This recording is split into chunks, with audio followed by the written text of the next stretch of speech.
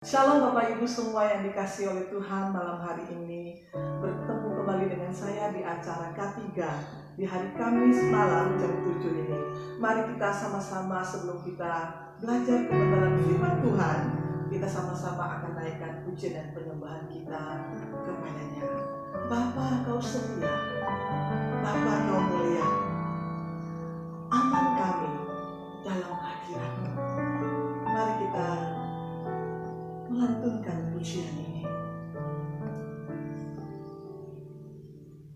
Bapa, Kau setia, Bapa, Kau mulia, tenanglah jiwaku, aman bersamamu.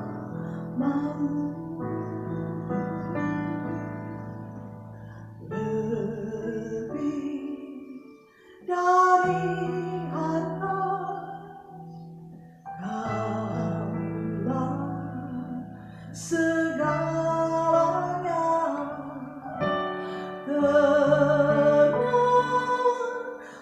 jiwaku dalam hadirat-Mu.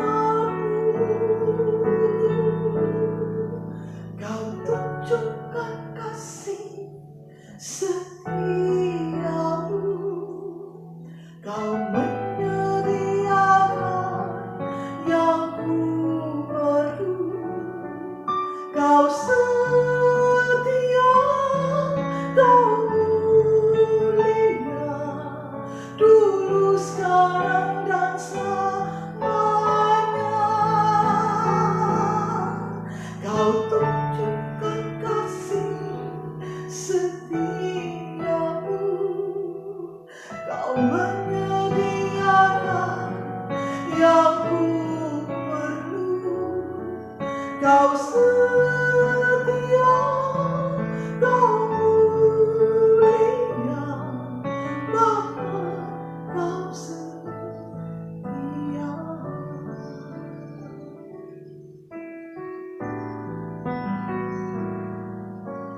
Bapa, Kau setia, Bapa, Kau mulia,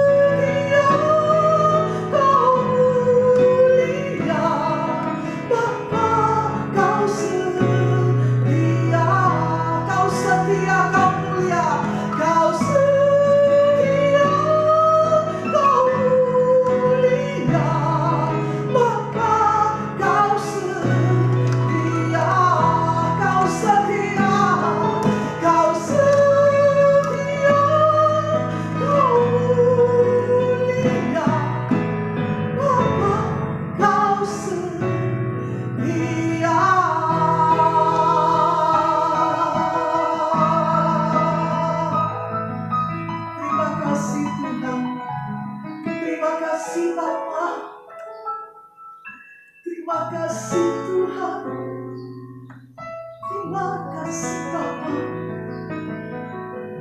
Lebih dari harta,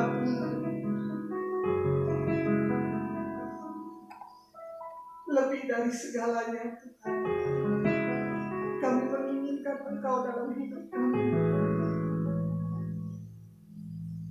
Karena kami aman tinggal dalam Engkau. Kami aman dalam hadirat-Mu Tuhan. Kami nyaman bersama-Mu Tuhan. Tidak bisa diukur dengan harta. Engkau segalanya bagi kami Bapa. Engkau setia. Engkau mulia. Dulu, sekarang, sampai selama-lamanya. Terima kasih Bapa. Cengkram kami erat malam hari ini. Kami sungguh aman bersama-Mu Tuhan. Kami siapkan hati kami untuk belajar firman-Mu. Ajari kami Bapa, supaya hidup kami seturut dengan kehendak-Mu. Di dalam nama Tuhan Yesus, kami siap belajar firman Tuhan malam hari ini. Semua yang percaya bersama-sama kita katakan amin. Amin. Amin. Bapak Ibu semua yang dikasihi oleh Tuhan, sungguh kita hanya aman berada bersama dengan Tuhan, tinggal di dalam Dia. Malam hari ini mari kita sama-sama akan belajar kebenaran firman Tuhan. Silakan Bapak Ibu untuk mengambil Alkitabnya. Semua sudah siap, tapi dengarkan instruksi ya. Bapak Ibu semua, malam hari ini kalau di Rabu-Rabu yang biasanya K3 diadakan di setiap Rabu, tapi khusus malam hari ini dibuat di hari Kamis. Sebelum ini kita dalam K3 belajar tentang doa Bapa Kami. Tapi malam hari ini kita akan belajar tentang ucapan bahagia yang Yesus ajarkan di dalam Matius pasal 5 ayat 1 sampai 12. Mari Bapak Ibu sambil menunggu Bapak Ibu membuka kitab Injil Matius pasal 5 ayat 1 sampai ke 12. Saya akan memberikan sedikit pengumuman ya. Ini supaya kita melekat, tinggal lebih lengket di dalam firman Tuhan ya. Malam hari ini selain pengajaran yang akan disajikan dalam penguraian yang lebih mendalam dan detail ya. Jadi bukan untuk mengajar hanya sekedar ala kadarnya, tetapi kami akan memberikan pengajaran yang sifatnya detail, bahkan dalam bahasa-bahasa aslinya kami akan diuraikan supaya Bapak Ibu bisa dan kita semua bisa mengupgrade diri ya. Kemampuan kita, pengetahuan kita di-upgrade supaya kita menjadi anak Tuhan yang terus bertumbuh dan mengerti kebenaran firman Tuhan. Amin Bapak Ibu. Nah, malam hari ini setelah penguraian firman Tuhan akan ada kuis-kuis. Dan setiap kuis yang disajikan khususnya dalam 1 bulan penuh ini ya, di bulan Agustus ini, setiap kuis-kuis mungkin ada 2-5 pertanyaan Bapak Ibu yang bisa menjawab. Jadi kita akan berlomba mengumpulkan poin-poin untuk di K3 yang bisa menjawab dengan benar 100% akan mendapat 20 poin. Nah, bukan hanya di K3 karena kita punya WPDA. Karena di dalam WPDA kita setiap hari membaca firman Tuhan. Nah, Bapak Ibu bisa mengirimkan laporan dari hasil WPDA Bapak Ibu ya ke grupnya masing-masing. Di situ ada Ibu Gembala kita yang akan mencatat setiap harinya siapa saja jemaat, dan saya berharap semua jemaat berlomba untuk men-share WPDA-nya ya setiap hari, dan itu dapat poin. Untuk WPDA itu mendapat 10 poin bagi yang men-share WPDA-nya ya di grup WPDA yang sudah tersedia. Dan untuk yang menjawab kuis di setiap K3 akan mendapat 20 poin. Nah, jadi setiap jemaat bisa mengumpulkan poin sebanyak-banyaknya di bulan Agustus ini. Dan di akhir bulan kita akumulasikan semuanya. Berapa poin dari peringkat pertama sampai peringkat ke-10 dengan hadiah-hadiah yang menarik, berhak mendapatkan hadiah peringkat pertama yang mengumpulkan poin terbanyak, yang pertama sampai yang ke-10. Demikian Bapak Ibu sudah jelas ya. Jadi untuk ketiga bisa nanti di-sharekan di Ibu Gembala, boleh di nomor yang sudah tersedia. Bapak Ibu bisa menjawab kuis-kuis di K3, dan itu 20 poin kalau benar semua. Kalau 70% berarti, atau 75% dapat 15 poin, atau 50% dapat 10 poin. Itu akan dikoreksi. Nah, dengan harapan bahwa Bapak Ibu bisa mengikuti pengajaran-pengajaran dengan K3 untuk mengupgrade diri. Begitu juga dengan WPDA, supaya kita semakin lengket dengan firman dan bertumbuh dalam firman. Ingat, WPDA mendapat 10 poin dan menjawab kuis-kuis di dalam K3 mendapat 20 poin. Yang mengumpulkan poin terbanyak yaitu 10 orang di bulan ini akan mendapatkan hadiah menarik dari kami semua. Saya kira sudah jelas ya Bapak Ibu ya. Ya, puji nama Tuhan. Kita siap semua belajar firman Tuhan. Yang sudah siap boleh lambaikan tangan bahwa sudah dibuka Matius pasal yang kelima ayat 1 sampai yang ke-12. Baik. Bapak Ibu semua, saya akan memberikan pendahuluannya terlebih dahulu ya. Sebelum kita masuk di dalam Matius ya pasal yang kelima ini. Kita ucapan bahagia itu di Matius pasal yang kelima ayat 1 sampai yang ke-12 adalah salah satu dari ajaran Tuhan Yesus yang terpopuler. Jadi ucapan bahagia ini adalah salah satu ajaran Tuhan Yesus yang terpopuler selain doa Bapa kami yang sudah kita pelajari di minggu-minggu yang lalu ya. Nah, kemudian ucapan bahagia adalah khotbah pertama ya. Khotbah pertama dari Tuhan Yesus dari seluruh seri khotbahnya waktu Yesus khotbah di atas bukit. Jadi khotbah pertama dari seri khotbah Yesus di bukit adalah ucapan bahagia. Nah, di ayat yang pertama bahwa Bapak Ibu bisa baca Matius pasal 5 ayat yang pertama. Ketika Yesus melihat orang banyak itu, naiklah ia ke atas bukit, dan setelah ia duduk, datanglah murid-muridnya kepadanya. Bapak Ibu semua, ya, di sini ditujukan kepada ucapan bahagia atau khotbah Yesus di bukit ini ditujukan untuk para murid Yesus atau pengikut-pengikut Yesus untuk memberikan gambaran. Gambaran apa? Gambaran tentang karakter yang harus dimiliki oleh pengikut-pengikutnya.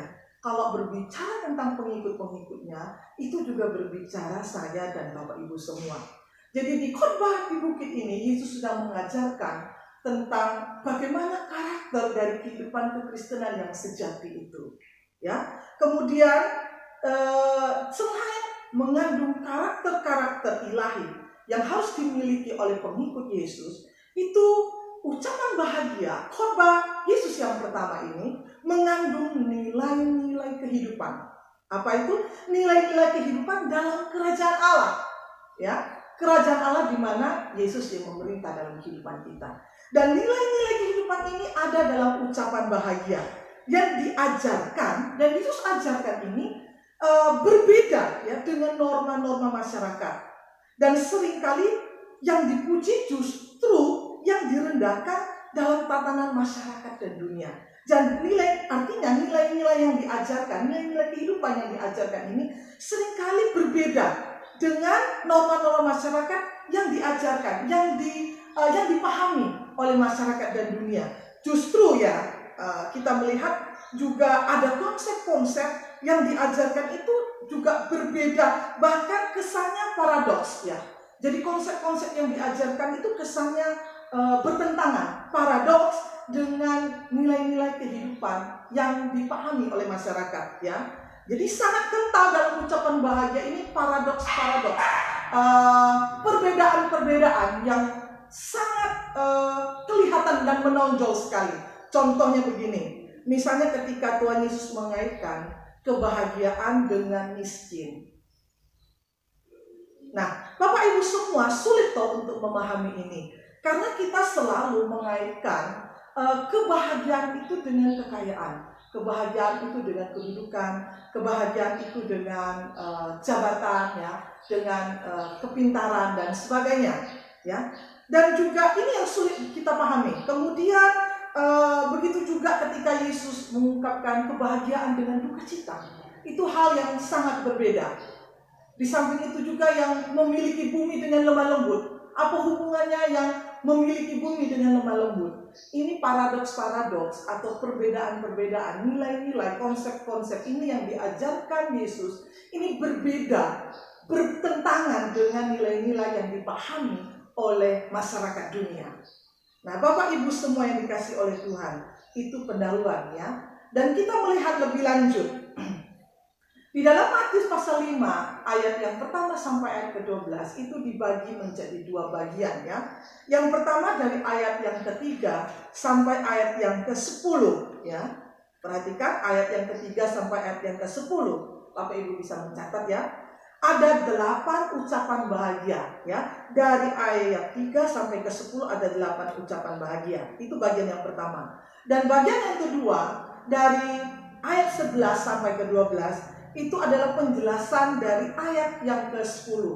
Jadi ada dua bagian besar di dalam Matius pasal 12 ayat 1 dan 12. Perbedaan dari dua bagian besar ini juga bisa kita lihat bahwa di ayat yang ketiga dan ayat ke-10 kata ganti yang digunakan, kata ganti yang digunakan adalah orang ketiga, yaitu mereka. Contohnya, ya, berbahagialah orang yang miskin di hadapan Allah, karena merekalah, kata ganti yang digunakan adalah merekalah, dari ayat yang ketiga sampai ayat yang ke-10. Kata ganti orang ketiga.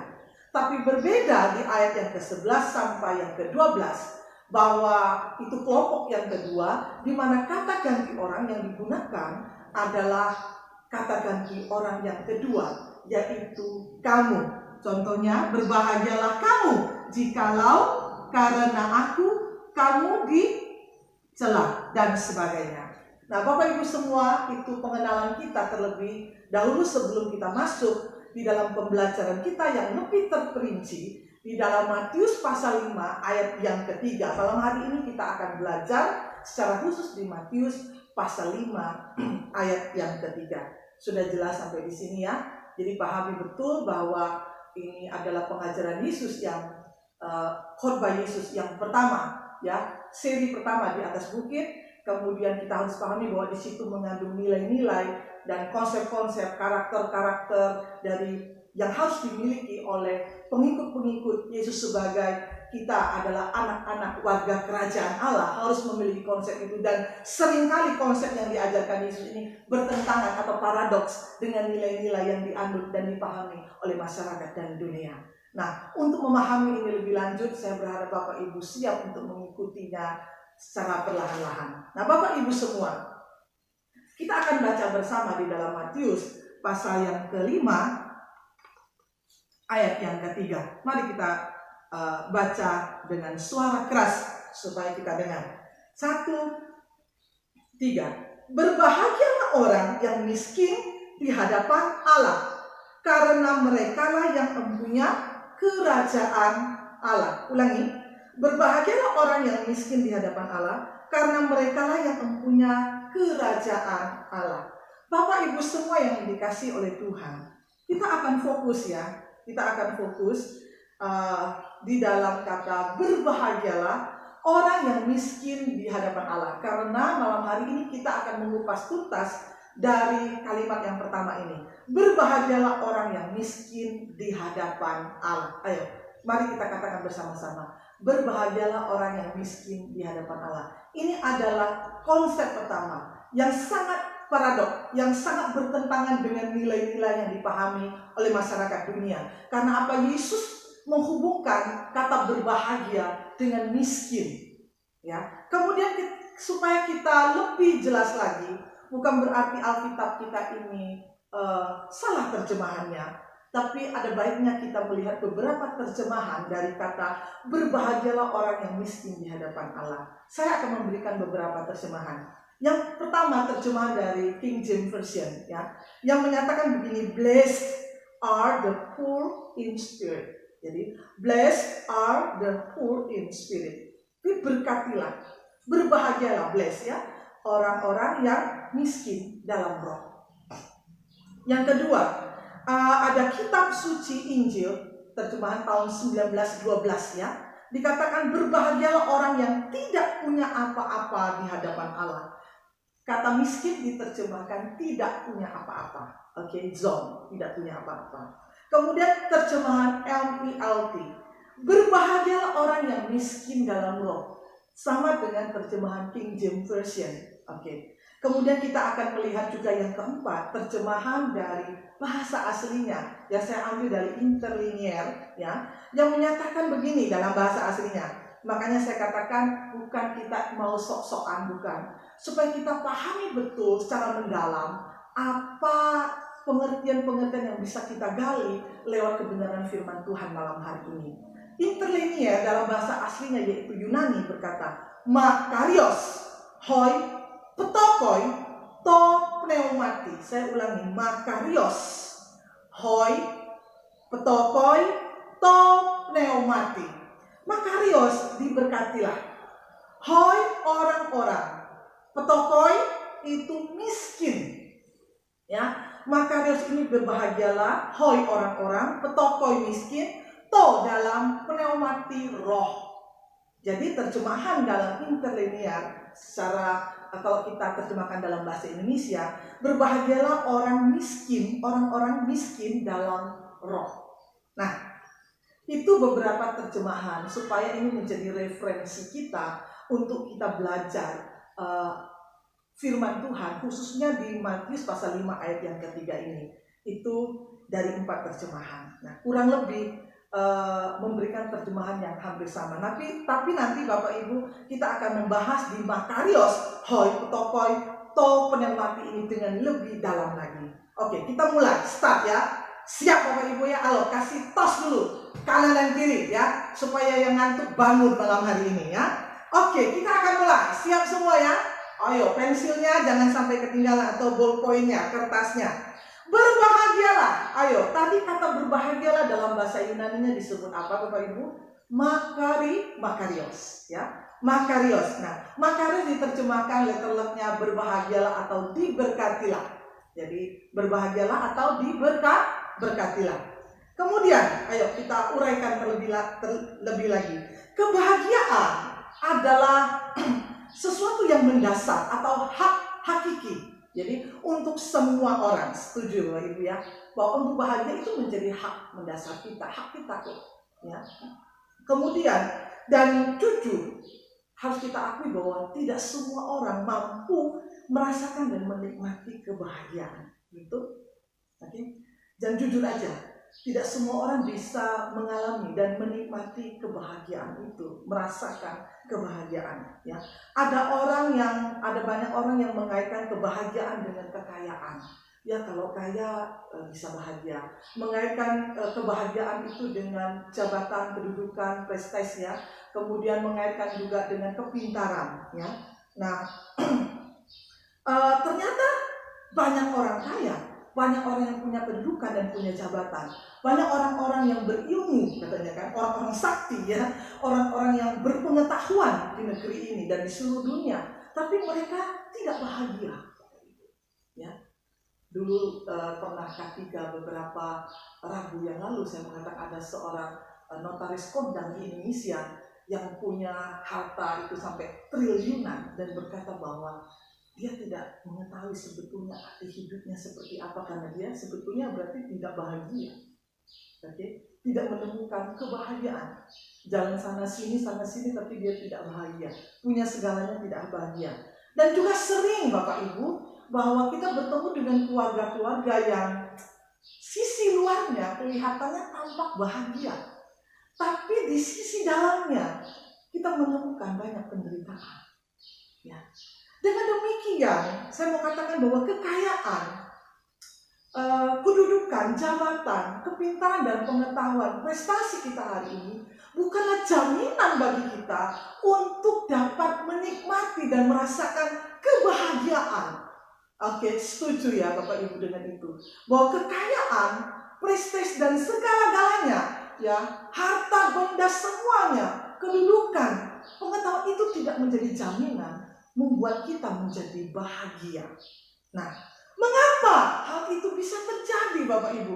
Punya banyak harta nggak bahagia, punya kedudukan bagus nggak bahagia, pintar tapi nggak bahagia, punya segalanya tapi tidak bahagia. Kita melihat orang ini begitu perfect ya, punya segala-galanya tidak kekurangan, tapi dia, orang ini kok mengeluh dengan saya kok tidak bahagia. Why? Mengapa hal itu bisa terjadi? Ini jawabannya, karena tidak memiliki bahagia yang sejati. Amin. Karena tidak memiliki bahagia yang sejati itu Bapak Ibu. Nah, jadi sebenarnya apa itu kebahagiaan? Apa itu kebahagiaan? Kalau punya banyak harta nggak bahagia, punya banyak kelihatan sempurna tapi tidak bahagia, cakep, ganteng, cantik ya, seksi segalanya tapi tidak bahagia. Kenapa? Karena tidak memiliki bahagia yang sejati. Jadi apa itu kebahagiaan? Kalau gitu kita kembali ke Makarios tadi ya Bapak Ibu ya. Makarios punya terjemahan, saya terjemahkan seperti ini. Memang letternya berbahagialah, diberkatilah ya. Makarios adalah pemberian Tuhan. Jadi Makarios atau kebahagiaan, saya perlahan-lahan mengatakan ini, itu adalah pemberian Tuhan ya. Pemberian Tuhan dalam bentuk apa? Kebahagiaan, kebaikan, maaf. Pemberian Tuhan dalam kebaikan dan anugerahnya kepada seluruh umat yang tidak layak menerimanya. Bapak Ibu, saya ulangi. Jadi kebahagiaan dari kata Makarios punya pengertian begini. Pemberian yang Tuhan berikan berupa kebaikan dan anugerahnya. Ya. Sekali lagi, pemberian yang Tuhan berikan berupa kebaikan dan anugerahnya bagi umat yang tidak layak menerimanya. Maka dikatakan diberkatilah, berbahagialah engkau. Makarios itu adalah pemberian Tuhan berupa kebaikan dan anugerahnya yang bisa kita rasakan dan kita nikmati setiap hari, bukan karena kita layak, tapi karena kita tidak layak juga menerimanya.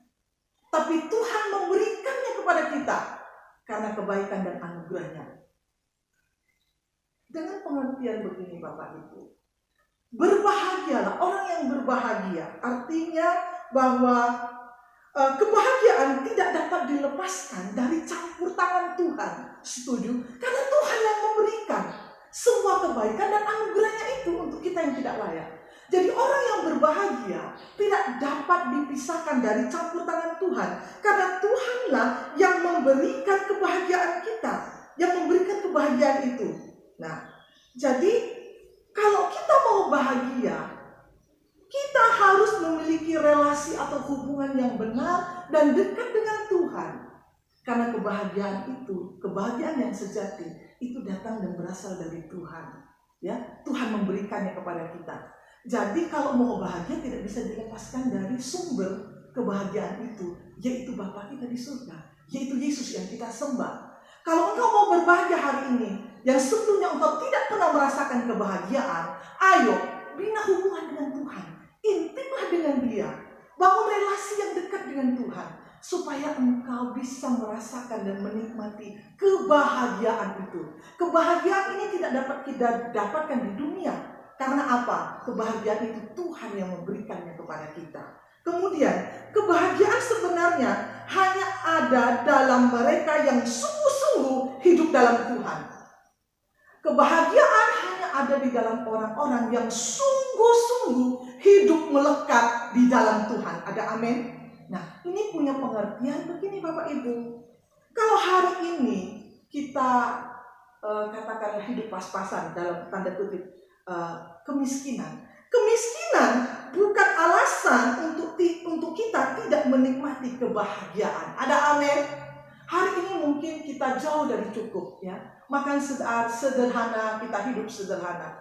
Tapi harus kita akui hari ini bahwa kemiskinan bukan menjadi halangan bagi kita tidak menikmati kebahagiaan. Karena apa? Kebahagiaan itu Tuhan yang memberikan dan tidak tergantung dari kekayaan, jabatan, kedudukan, pengetahuan dan sebagainya.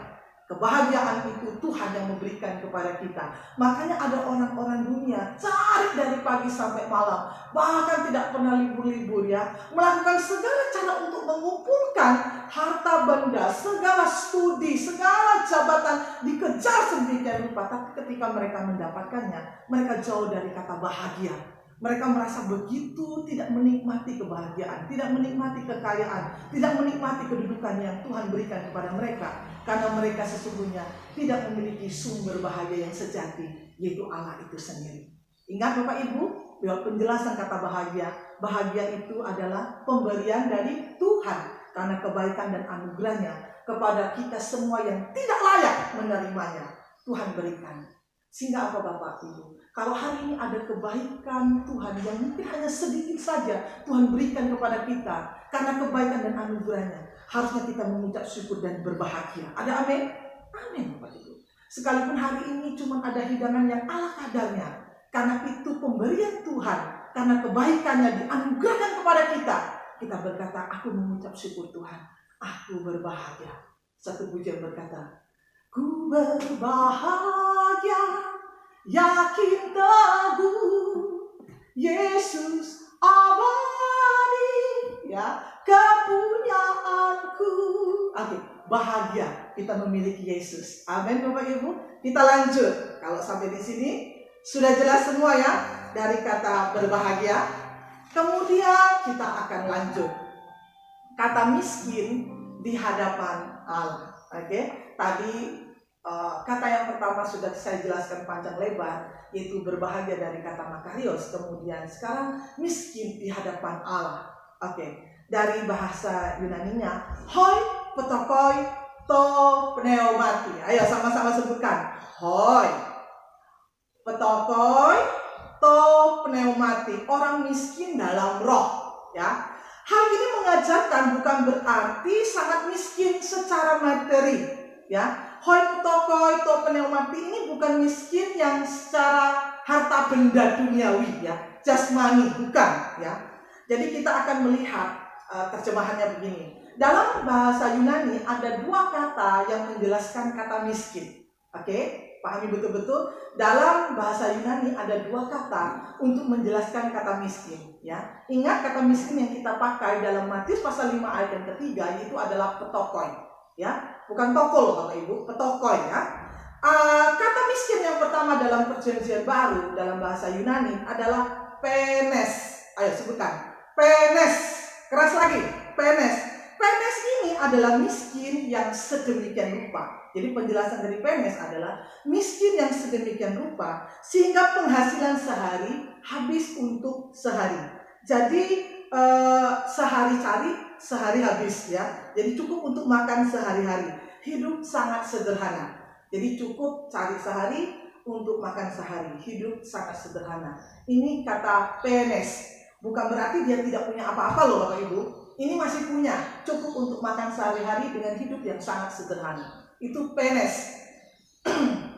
Kata miskin yang kedua, itu yang kita baca dalam Matius pasal 5 ayat yang ketiga, itu adalah petokoi. Oke. Petokoi ini dijelaskan adalah miskin yang tidak mempunyai apapun. Miskin yang tidak mempunyai apapun artinya melarat, super kere. Saya pakai kata itu ya, super kere Bapak Ibu ya. Jadi hidupnya dari meminta belas kasihan orang lain, hidupnya dari meminta-minta, ya. Jadi dia tidak punya apapun, hidupnya sangat melarat, tidak punya apa-apa. Jadi hidupnya dengan meminta-minta dan minta belas kasihan, sedekah. Jadi minta sedekah, hidupnya dari sedekah. Oke. Dua kata ini Bapak Ibu, kalau kita mau pelajari, ayo Bapak Ibu buka. Munculnya bersamaan di dalam Lukas pasal yang ke-21 ayat 1 sampai yang ke-4. Yuk kita pelajari lebih dalamnya. bahwa dua kata ini pernah digunakan secara bersama-sama dalam Lukas pasal yang ke-21 ayat 1 sampai ayat ke-4, yaitu dalam kisah seorang janda miskin yang memberi 2 peser uangnya ke peti persembahan, di mana Yesus memberikan mengomentari ya apa yang sedang terjadi pada waktu itu. Mari kita lihat Lukas pasal 21 ayat 1 sampai ke 4. Ya. Ayat yang kedua, saya langsung lompat ayat kedua ya.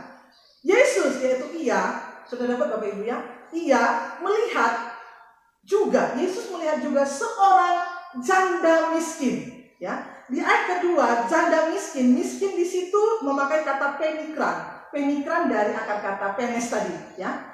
Di situ ia melihat seorang janda miskin, penes ya, memasukkan 2 peser dalam peti itu. Lalu ayat ketiga Yesus berkata, "Aku berkata kepadamu, sesungguhnya janda miskin petoke," ya. Petoke itu dari kata petokos ya, dari kata petokos ya.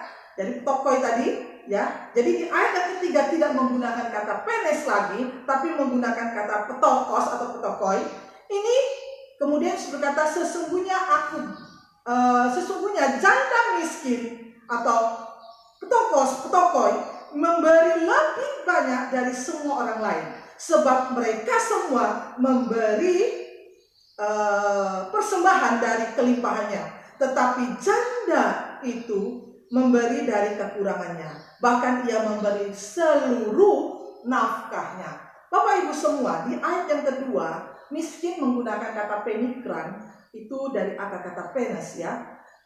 Itu menjelaskan bahwa janda itu masih punya uang, maka disebut dengan penikran ya. Tetapi di ayat yang ketiga, janda ini ketika sudah memberikan persembahan, dan bahkan dikatakan di ayat yang ketiga, ayat keempat, memberikan komentar Yesus ya, memberikan seluruh nafkahnya, dia turun lagi, bukan lagi miskin penes, tapi miskin yang petokos atau petokoi, miskin yang tidak mempunyai apapun juga. Jadi dia memberi semuanya, jadi tidak tersisa sedikit pun, disebut juga dengan petokoi tadi. Jelas ya Bapak Ibu ya. Jadi penes dan petokoi itu 2 hal yang berbeda. Dan di dalam Matius pasal 5 ayat ketiga tidak menggunakan kata penes, tapi menggunakan kata petokoi atau petokos itu. Oke, saya lanjut. Kalau sudah sampai di sini, kita akan melihat, tadi kita sudah belajar 2 kata miskin dalam bahasa Yunani. Dan tapi kita akan melihat juga bagaimana tradisi pandangan orang Yahudi tentang kata miskin itu Bapak Ibu. Dari sini kita akan mengambil kesimpulan ya. Oke. Dalam tradisi pandangan orang Yahudi ada 4 macam miskin Bapak Ibu. Yang pertama, miskin harta benda atau miskin secara duniawi, atau miskin secara materi, duniawi, jasmani ya. Jadi tidak kaya, tidak punya harta benda ya. Itu miskin yang pertama. Kemudian miskin harta. Yang kedua miskin martabat ya. Miskin yang kedua adalah miskin martabat, miskin kedudukan dan pengaruh. Ini adalah orang-orang yang tidak dapat penghargaan karena tingkah lakunya yang merugikan orang lain, contohnya koruptor ya. Dulu sebelum Sakyus bertobat ya, pemungut cukai ya. Nah, ya dia juga miskin martabat waktu itu, walaupun dia kaya ya, tapi dia tidak dipandang ya, karena dipandang sebagai mungkin koruptor ya. Nah, kemudian itu miskin martabat itu karena tingkah lakunya yang merugikan orang lain, ataupun yang tidak bisa bicara dengan sopan. Itu miskin martabat menurut pandangan orang Yahudi. Orang-orang yang tidak bisa bicara dengan sopan, tidak santun ya perilakunya, kemudian tidak bisa menguasai diri, nggak bisa bawa diri, itu disebut juga dengan miskin martabat. Nah, miskin yang ketiga adalah miskin pengetahuan. Jadi yang pertama apa Bapak Ibu? Miskin materi, harta benda. Miskin apa? Yang kedua miskin martabat ya. Yang ketiga miskin pengetahuan. Ini karena malas belajar, tidak mau mengupgrade diri. Saya berharap kita semua mau terus belajar. Jangan sampai miskin pengetahuan, mengupgrade diri dengan segala macam cara, karena begitu banyak pengajaran-pengajaran firman yang hari ini diajarkan secara online. Bapak Ibu tinggal buka YouTube, buka pengajaran-pengajaran, Bapak Ibu dapatkan pengajaran untuk bisa mengupgrade diri. Untuk bisa mengupgrade diri, ya, supaya ini menjadi pintar, Bapak Ibu. Pengetahuan kita menjadi lebih luas, paham. Kalau Bapak Ibu tidak mengupgrade diri, itu termasuk golongan orang yang miskin pengetahuannya, karena kita malas untuk belajar, terlebih belajar firman Tuhan. Contoh Bapak Ibu, dulu sebelum si Joshua mengedit tayangan-tayangan seperti ini, komputer yang dia gunakan atau CPU-nya itu punya kemampuan yang sangat minim. Ya, dengan beberapa kali upgrade sampai terakhir kali mengupgrade kemarin, dari dulu yang hanya 2 core sekarang menjadi 12 core. Artinya dia punya kemampuan yang lebih. Dulu ngeditnya perlu sampai berjam-jam, render juga perlu berjam-jam. Sekarang tidak perlu Bapak, hitung hanya dalam menit saja semuanya bisa jadi. Tuhan juga ingin kita yang dulu lambat, lemot, ya, semuanya pengajaran-pengajaran diberikan kita nggak mengerti. Ayo mengupgrade dirilah hari ini supaya kau punya kemampuan lebih, daya tampungmu punya lebih besar untuk mengerti kebenaran firman Tuhan, supaya kita juga bisa mengaplikasikannya dalam kehidupan sehari-hari. Sekarang komputer ini sudah jadi 12 core, minim itu sudah lebih mumpuni dari 2 core, ya Bapak Ibu ya. Nah Bapak Ibu semua, itu yang disebut dengan mengupgrade diri. Mengupgrade diri itu perlu biaya, perlu pengorbanan, ya, perlu usaha keras. Hari ini Bapak Ibu harus belajar lebih banyak. Banyak belajar firman Tuhan, banyak, jangan malas, supaya kita tidak termasuk dalam golongan orang yang miskin pengetahuan karena kita malas untuk belajar dan tidak mau mengupgrade diri. Dan malam hari ini adalah salah satu sarana untuk kita belajar mengupgrade diri dengan belajar firman Tuhan lebih dalam, lebih terperinci. Oke, yang keempat ini yang dimaksud dengan miskin, ya. 1 miskin harta, 2 miskin martabat, 3 miskin pengetahuan, yang 3 miskin dalam tradisi Yahudi, pandangan Yahudi adalah miskin rohani, Bapak Ibu. Nah, miskin rohani ini dikatakan begini, miskin karena sadar bahwa segala sesuatu yang dia terima hari ini adalah berkat dan anugerah Tuhan. Jadi dia sadar bahwa dia tidak memiliki apapun, petokos, tidak memiliki apapun juga, ya kan? Hidup dari sedekah, hidup dari minta belas kasihan Tuhan saja. Jadi miskin rohani, ya, petokos ini, ya, betul ya. Jadi orang yang sadar bahwa dia tidak memiliki apapun, yang dia miliki hari ini itu semua karena pemberian dan anugerah Tuhan saja. Ya, semata-mata meminta belas kasihan Tuhan saja. Dan dia sadar bahwa dia tidak memiliki apapun untuk bisa dia banggakan di hadapan Tuhan. Nah, ini adalah miskin secara rohani. Jadi dia sadar bahwa dia tidak memiliki apapun. Makanya ketika dia menerima sedikit saja kebaikan dan anugerah Tuhan, dia bilang, saya berbahagia, saya diberkati. Ada amin Bapak Ibu? Nah, yang kedua, jadi dari miskin rohani yang pertama, dia sadar bahwa dia tidak memiliki apapun. Yang dia terima hari ini adalah suatu pemberian dan anugerah Tuhan saja. Kemudian miskin secara rohani, dia sadar bahwa dirinya tidak layak untuk menerima semua kebaikan dan anugerah Tuhan itu, Bapak Ibu. Jadi orang yang miskin rohani adalah orang yang sadar, bukan hanya dia sadar bahwa dia tidak mempunyai apapun, tapi dia juga sadar bahwa dia tidak layak sebenarnya untuk menerima semua kebaikan dan anugerah Tuhan yang Tuhan berikan kepada dia hari ini. Makanya dia tidak pernah bersungut-sungut. Kalau Tuhan izinkan terjadi yang mungkin tidak dia harapkan sekalipun, dia berkata, Tuhan, aku berbahagia karena hidup ini adalah pemberian dan anugerah Tuhan. Semua ini karena kebaikan. Nafasku ini Tuhan karena kebaikan-Mu. Aku bisa membuka mataku itu karena kebaikan-Mu. Bisa menggerakkan tanganku dan melangkahkan kakiku. Kakiku ini karena kebaikan dan anugerah-Mu Tuhan. Aku bisa makan dan minum, tidak kekurangan, itu karena kebaikan-Mu. Aku berbahagia Tuhan. Itu arti dari miskin dalam rohani.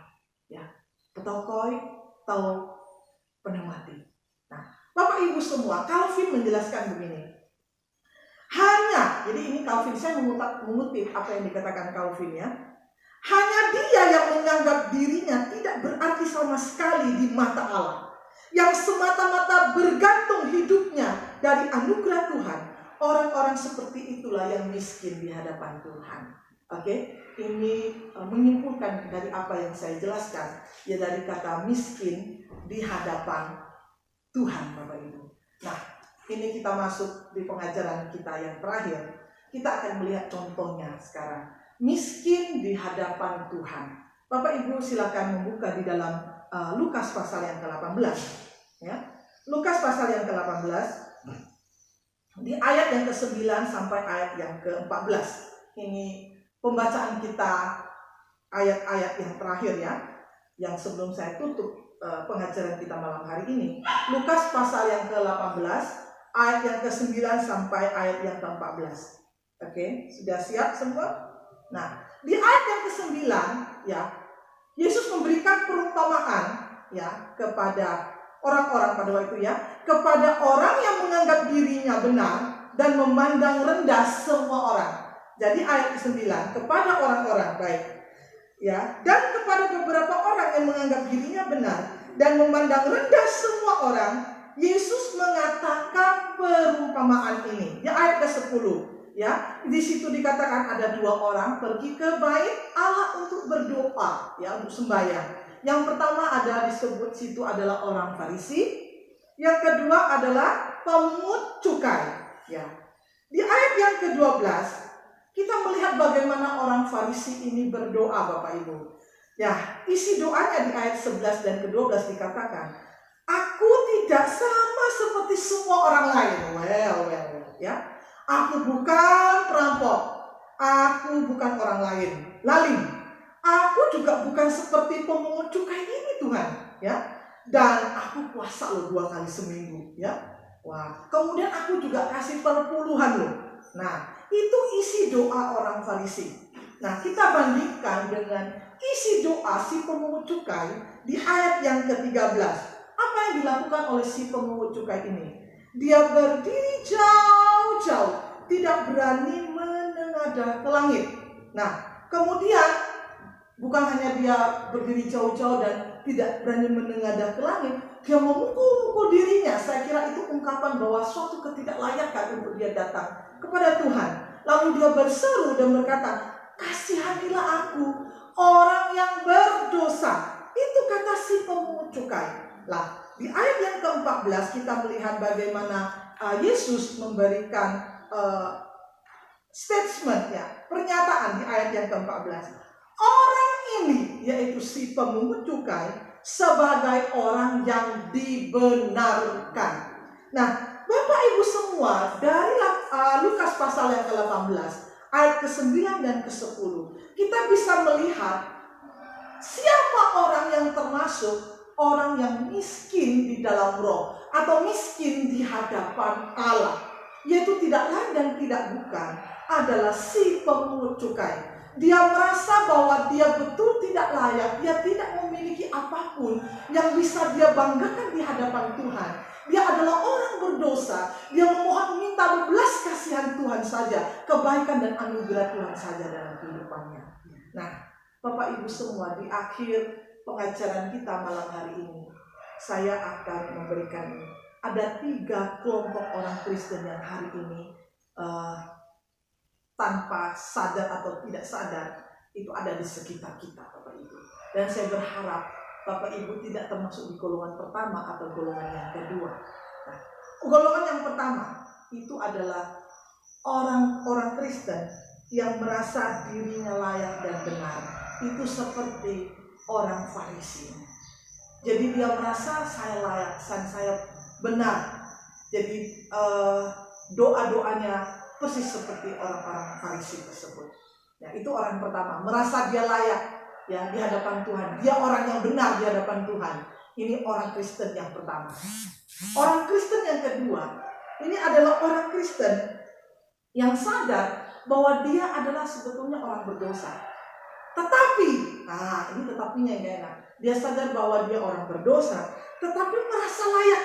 Karena apa? Tuhan layaknya begini, merasa berdosa tapi dia juga merasa layak.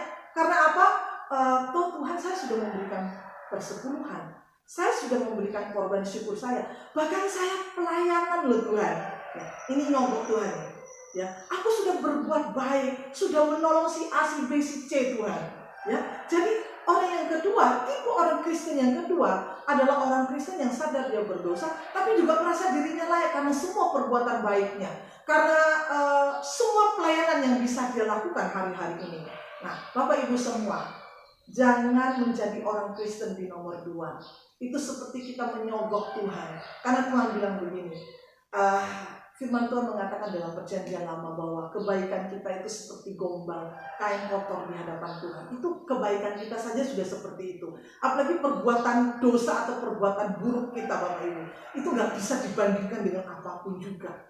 Ya, maka kita bersyukur hari ini, kalau kita walaupun hidup sederhana dan sangat sederhana, pandanglah Yesus yang sudah mati di kayu salib, yang sudah melayakkan kita dan menebus kita, dan mengangkat kita, mengadopsi kita hari ini menjadi anak-anak Tuhan dan diberinya kuasa untuk hidup sebagai anak-anak Allah. Bahkan di dalam 2 Petrus 2 ayat 9, kita menjadi umat kepunyaannya yang kudus, imamatnya yang rajani, untuk menceritakan semua perbuatan-perbuatan baiknya ya Bapak Ibu. Nah Bapak Ibu semua, jangan menjadi orang Kristen yang merasa berdosa tetapi juga merasa bahwa apa yang dilakukan itu layak.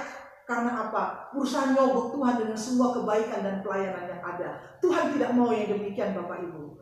Itu bukan termasuk orang yang miskin di hadapan Tuhan, ya. Bukan orang yang miskin di dalam roh, orang Kristen yang tipe nomor 2, berdosa tapi merasa diri layak. Tapi haruslah Bapak Ibu dan saya menjadi orang Kristen tipe yang ketiga. Ini yang cocok disebut dengan miskin di dalam roh atau miskin di hadapan Allah, ya. Hoi ketokoi, ya. Oi pneumati. Ini orang Kristen tipe yang ketiga. Itu orang Kristen yang apa? Sadar bahwa dia adalah pendosa. Dia tidak mempunyai apapun yang bisa dibanggakan dan dia tidak layak menerima apapun, semua kebaikan dan anugerah Tuhan. Itu adalah orang Kristen yang miskin di hadapan Tuhan. Dan Tuhan mencari orang yang demikian Bapak Ibu. Orang yang tahu bahwa dia sebetulnya tidak punya apapun yang bisa dia banggakan. Tidak punya apapun, dia tidak layak, dia adalah pendosa. Hidupnya karena anugerah dan pemberian Tuhan. Tuhan berkata, berbahagialah orang yang demikian. Karena apa? Orang demikianlah yang di dalam Matius pasal yang ke-5 ayat ke-3, karena mereka lah yang mempunyai kerajaan surga. Nah, saya kira penjelasan saya cukup panjang dan lebar malam hari ini. Saya kira Bapak Ibu juga sudah paham. Jika tidak bisa ditayangkan ulang untuk mengerti lebih dalam, atau kalau tidak paham bisa menelpon kepada kami untuk mendapatkan penjelasan lebih lanjut kalau ada yang kurang jelas. Nah, berbahagialah orang yang miskin di hadapan Tuhan, karena mereka lah yang mempunyai kerajaan Allah. Kalau Bapak hari ini, Bapak Ibu semua ingin menjadi warga kerajaan Allah, kerajaan surga, mari pahamilah, kita harus miskin di hadapan Allah, miskin di dalam roh. Kita sadar bahwa kita tidak punya apapun yang bisa dibanggakan. Bahkan kita tidak layak sebenarnya menerima semua kebaikan dan anugerah Tuhan. Jadi kalau hari ini kita menerima sedikit aja, sekecap saja kebaikan Tuhan, anugerah dan kebaikannya, katakan, terima kasih Tuhan. Aku bahagia karena aku memiliki Engkau. Kebahagiaan itu adalah pemberian Tuhan karena kebaikan dan anugerahnya Tuhan. Kebahagiaan yang sejati itu datang daripada Tuhan. Makanya dikatakan diberkatilah, karena kebahagiaan itu adalah pemberian, semata-mata pemberian daripada Tuhan. Nah, di penghujung pelajaran kita malam hari ini, ingat, untuk WPDA yang share itu mendapat 10 poin, ya, kumpulkan poin sebanyak-banyaknya di bulan ini. Dan untuk yang ketiga yang bisa menjawab ada 3 pertanyaan. Oke, gak usah 5 ya. 3 pertanyaan lewat apa yang tadi sudah saya uraikan, ya. Bapak Ibu bisa menjawab, itu nilainya 20 poin, ya.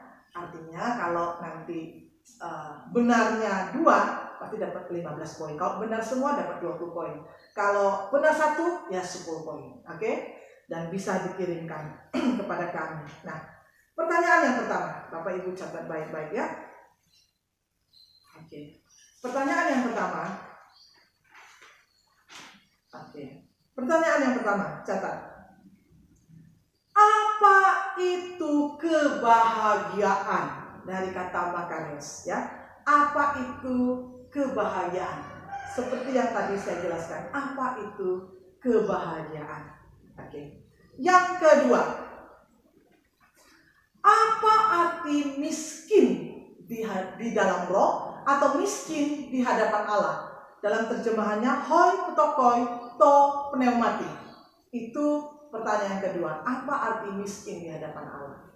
Yang ketiga, sebutkan 3 macam orang Kristen hari-hari ini. Oke, 3 macam orang Kristen yang tadi saya jelaskan terakhir ya di sesi pelajaran kita hari ini ya, yang terambil dalam Lukas pasal 18 ayat 9 sampai yang ke-14.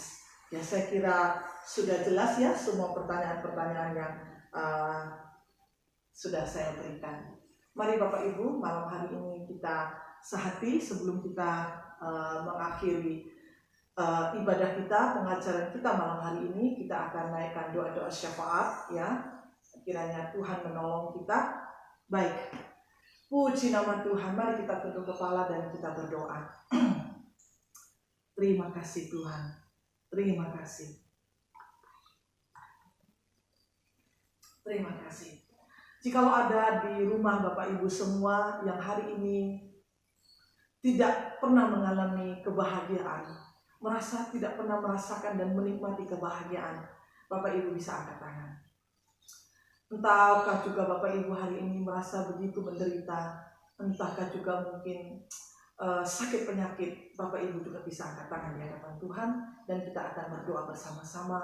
Kiranya Tuhan sebagai sumber kebahagiaan dan sukacita kita, sumber berkat itu memberikan dan menganugerahkan kebaikan kepada kita sehingga kita bisa merasakan kebahagiaan. Jikalau kita mau bahagia, kita harus lengket kepada Tuhan, lengket di dalam Tuhan, tinggal bersama dengan Tuhan, karena kebahagiaan itu adalah Tuhan yang beri.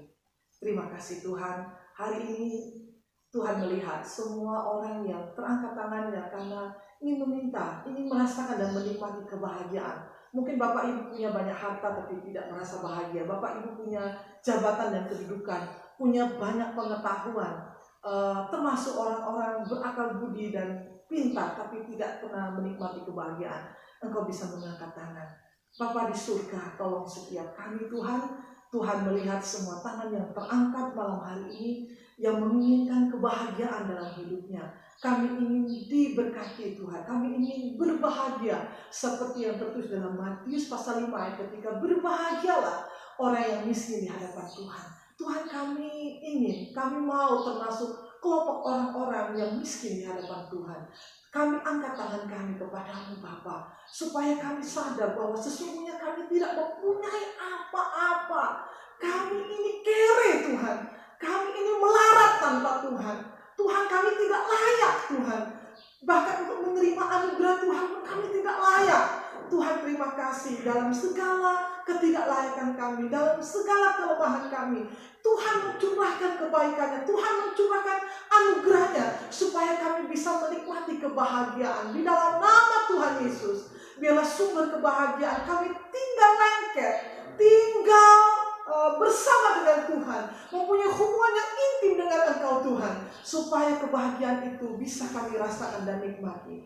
Tuhan Yesus, Engkau jamah dan sembuhkan dan pulihkan setiap kehidupan kami. Hari ini yang sakit Tuhan sudah menyembuhkan. Hari ini yang berbeban berat, yang Tuhan juga sudah menolong dan memberikan kelegaan dan memberikan damai sejahtera. Tuhan hari ini ada dalam tekanan, Tuhan juga memberikan jalan keluar. Tuhan Yesus hari ini yang membutuhkan pekerjaan, Tuhan juga buka jalan bagi setiap kami. Tuhan jemaat, sidang jemaat yang hari ini dalam kesusahan, dalam berbagai macam masalah-masalah yang ada, biarlah mereka bisa menikmati kebahagiaan yang Tuhan berikan kepada mereka, sehingga kesusahan mereka, kesulitan mereka hari ini bukan alasan alasan, bahkan kemiskinan mereka hari ini bukanlah alasan untuk mereka menjadi tidak bahagia. Tuhan Yesus, terima kasih pada malam hari ini Engkau juga memberkati bangsa dan negara kami. Kami bersyukur Tuhan bahwa Tuhan menolong bangsa kami, menyelamatkan bangsa kami dari resesi ekonomi yang hari-hari ini mengancam kehidupan ekonomi bangsa kami. Tuhan tolong Tuhan, supaya bangsa ini kembali bangkit, kembali dipulihkan oleh Tuhan, dan bisa keluar dari pandemi ini. Banyak jiwa-jiwa diselamatkan, bisa sehat kembali mereka yang terpapar. Tuhan tolong obat-obat dan vaksin yang sekarang sedang diupayakan oleh pemerintah kami, biarlah ada titik terang dan menemukan jalan yang terbaik, sehingga ketika vaksin ditemukan bukan lagi new normal, tetapi keadaan menjadi normal seperti sebelum COVID ini terjadi. Terima kasih Bapak, berkati Bapak Ibu Gembala, berkati seluruh sidang jemaat Tuhan, berkati hari ini yang kami membutuhkan Tuhan. Kami percaya bahwa Tuhan sudah menjamah dan menjawab setiap doa-doa kami.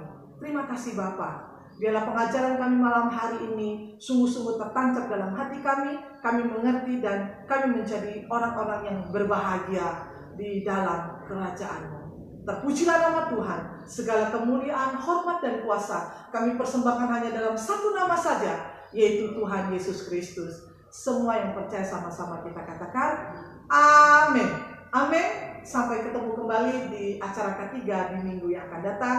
Tuhan Yesus memberkati. Shalom.